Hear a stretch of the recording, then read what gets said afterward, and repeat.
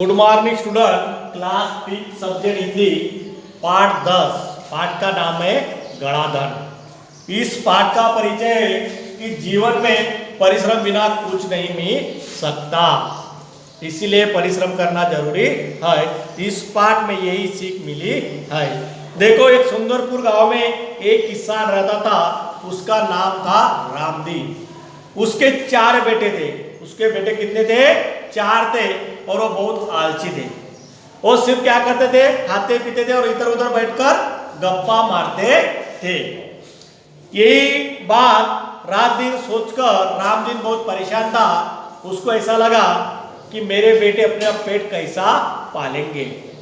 यही सोचा सोचा रात दिन बैठा था। एक दिन क्या हुआ था, रात के समय उसकी पत्नी उसके पास गई और उसको कुछ सलाह दी। सलाह ये थी कि अपन तो अभी बूढ़े हो चुके हैं, इसीलिए अपन कितने दिन ही काम करने वाले। उसने मन में मैं ठान लिया और उसको बेटे को बताया कि बेटा, हम तो अभी बूढ़े हो चुके हैं, अभी हम क्या जा रहे हैं? तीर्थ यात्रा पर जा रहे हैं। हमने क्या किए, खेत में कुछ धन गाड़ कर छिपा रखा है।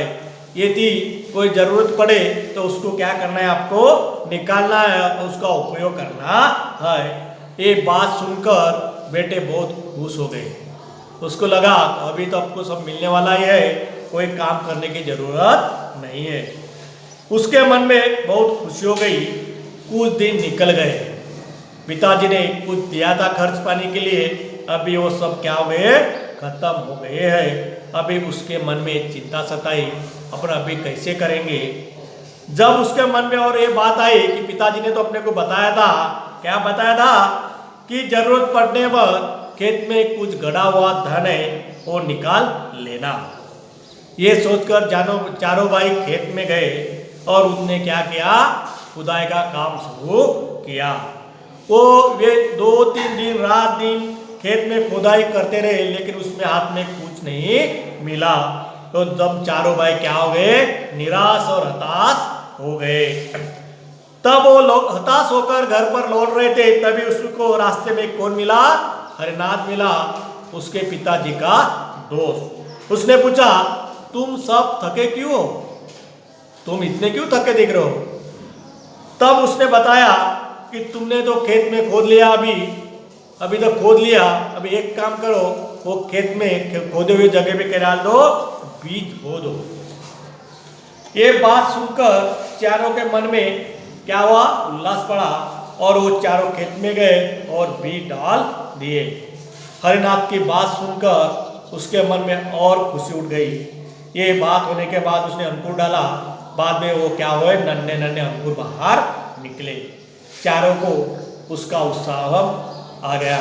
वो निगराई गुड़राई करने लगे और फसल कैसी हुई? अच्छी हुई। हरनाथ काका को धन्यवाद देकर वो फसल बाजार में बेचने के लिए निकल गए। जब बाजार से उसने फसल बेचकर लौट रहे थे, तभी उसको रास्ते में कौन मिला? उसके माताजी और पिताजी मिले। आते उसने क्या किए? उसको चरण स्पर्श किए। गाड़ी में लदे अनाज के बोरे देखकर रामदीन को बहुत खुशी हुई थी। अब तुमने खेत में गड़ा धान के राह समझ में आ गया है। चारों ने सिर हिलाकर क्या किया? स्वीकार किया।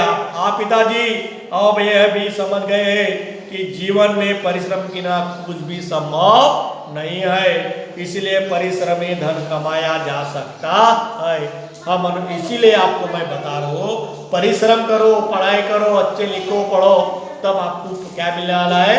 फल मिलने वाला है। यही गणाधन पाठ में बताया गया है। ये सीख आपको सीखना चाहिए।